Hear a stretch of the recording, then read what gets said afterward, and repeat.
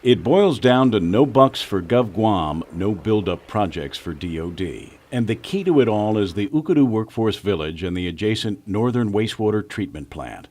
Nothing gets built until the workers who will build it have a place to stay.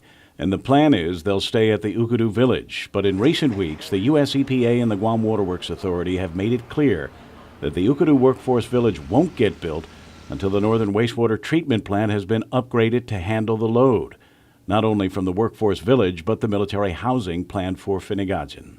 If we don't have a solution acceptable to U.S. EPA, and based on the meetings last week, a specific timeline acceptable to U.S. EPA, then GWA will quickly be put in a position where we don't have enough wastewater capacity to permit the construction camps that are being planned. And if you don't have a place for construction workers to live, then you can't have construction workers to build the base. And that is the ultimate leverage we have with DOD that says nothing can start till we have firm dates and amounts and a firm technical plan. CCU Chairman Simon Sanchez is meeting this week with senior officials from the Japan Bank for International Cooperation, JBIC. It is JBIC that will decide how and when to release $740 million in Japanese funding committed to GovGuam infrastructure projects outside the fence. The question is, when will those funds begin to flow?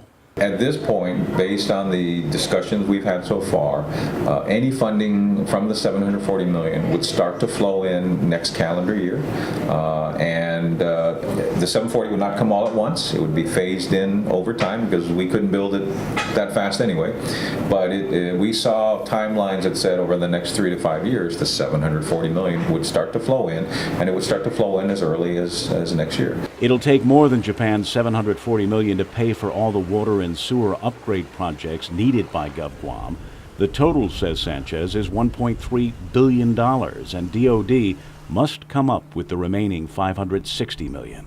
Now that the ROD is signed, which is the unofficial start of the buildup, these become even more critical. Exactly when do certain tasks have to occur in order for the execution of this plan to be done consistent with the ROD. So bottom line, if the Guam utilities are going to get $740 million, or more importantly to us, $1.3 billion, which U.S. EPA made clear, and so did the Guam utilities. And we expect the full commitment of the $1.3 billion on a going forward basis to be made by DOD. Kevin Kerrigan, PNC News.